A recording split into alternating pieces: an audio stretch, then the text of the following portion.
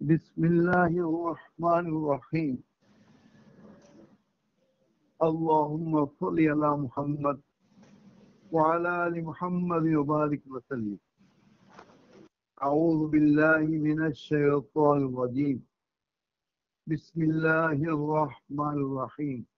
إنا أعطيناك الكوثر فصل لربك وانحر إن شانئك هو الأبتر. صدق اللہ العظیم. اس سورت کی دوسری آیت میں ون ہر کا معنی کیا ہے؟ قربانی کیجیے. قربانی کرنا واجب ہے. 10 ذوالحجہ، 11 ذوالحجہ، 12 ذوالحجہ، ان 3 دنوں میں قربانی کرتے ہیں مسلمان، مرد عورت تمام حضرات قربانی کرتے ہیں. اور یہ اللہ کی رحمت ہے مسلمانوں پر، خصوصاً پاکستان کے مسلمانوں پر، کہ وہ بڑے شوق سے قربانی کرتے ہیں، بہت شوق سے قربانی کرتے ہیں، کہ اللہ کی خاص رحمت ہے. لیکن بہت سے لوگوں کو مسائل معلوم نہیں، اس لیے قربانی کرنے کے باوجود اللہ کی محبت حاصل نہیں ہوتی. قربانی کرنے کے باوجود نفس کی خواہشات کو ختم کرنے کی قوت نہیں پیدا ہوتی. قربانی کرنے کے باوجود نفس کی خواہشات کو قربان کرنے کی طاقت ہمت نہیں پیدا ہوتی. اس لیے قربانی بھی کی جائے، لیکن مسائل معلوم کر کے قربانی کی جائے. اور مسائل معلوم کرنے کے لیے ضروری ہے کہ ہم علماء کے پاس خود جائیں، مستند مفتی حضرات کے پاس جائیں اور ان سے ایک ایک مسئلہ پوچھیں. قربانی کرنا واجب ہے. امام ابو حنیفہ رحمۃ اللہ علیہ کا فتویٰ ہے کہ اب قربانی کرنا واجب ہے، کیونکہ فرمایا رسول اللہ صلی اللہ علیہ وسلم نے کہ جو آدمی صاحب استطاعت ہو، قربانی کر سکتا ہو، وہ قربانی نہ کرے تو ہماری عیدگاہ کے قریب بھی نہ آئے. اتنی سخت وعید ہے قربانی نہ کرنے والے کے لیے. اور یہ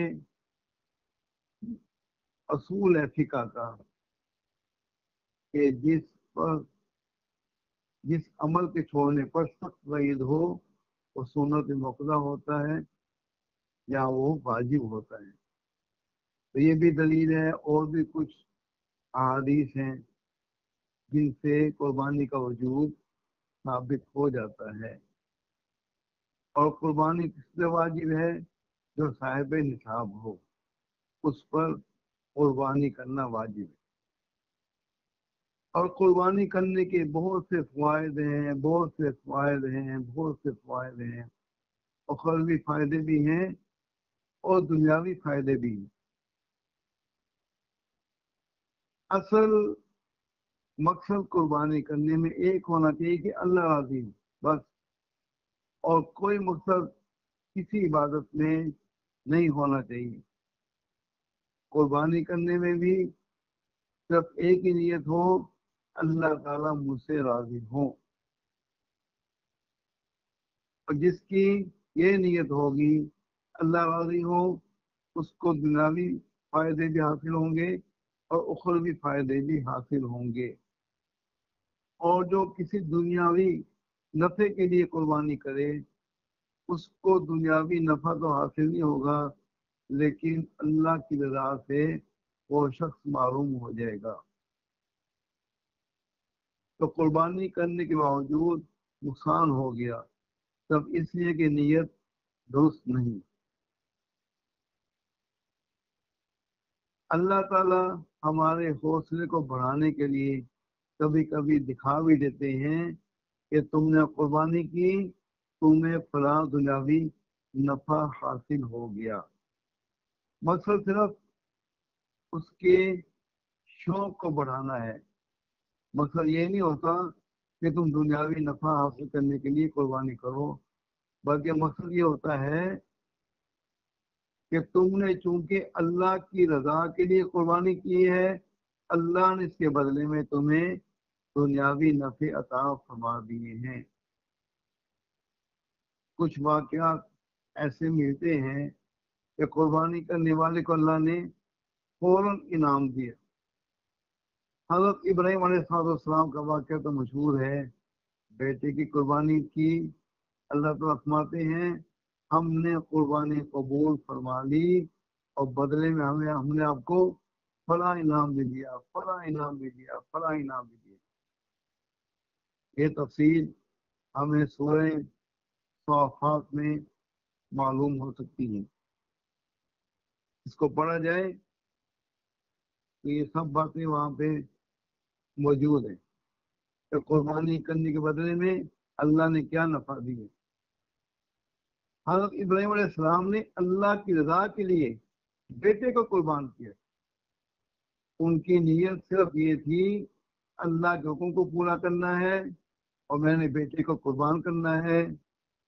اللہ تعالیٰ کی رضا کے لیے قربانی کی، اللہ نے بدلے میں قربانی بھی قبول فرمائی اور دنیاوی نفع بھی دیے، اخروی نفع بھی دیے. اور وَهَبْنَا لَهُ إِسْحَاقَ وَيَعْقُوبَ، ہم نے آپ کو اسحاق دیا اور یعقوب دیا.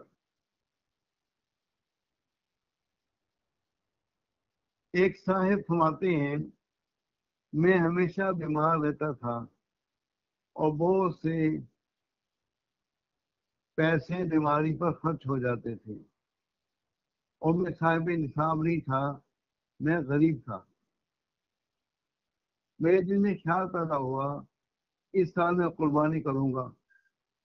میں بیماری پر اتنے پیسے خرچ کرتا ہوں، اب میں اس سال قربانی کروں گا. انہوں نے پیسے جمع کیے، کچھ پیسے ہر مہینے جمع کیے، آخر ہمت کر کے قربانی کی. حالانکہ ان پر قربانی واجب نہیں تھی. انہوں نے قربانی کی. وہ فرماتے ہیں کہ 2-3 ماہ کے بعد اللہ نے مجھے بتا دیا کہ تمہیں فلاں بیماری ہے. تو میں نے اس بیماری کی دوا کھائی، اطباء سے میں نے عرض کیا کہ مجھے فلاں بیماری ہے، مجھے اس بیماری کی دوائی دے دی جائے. تو دوائی کھائی تو مجھے اللہ نے چند ماہ میں شفا دے دی.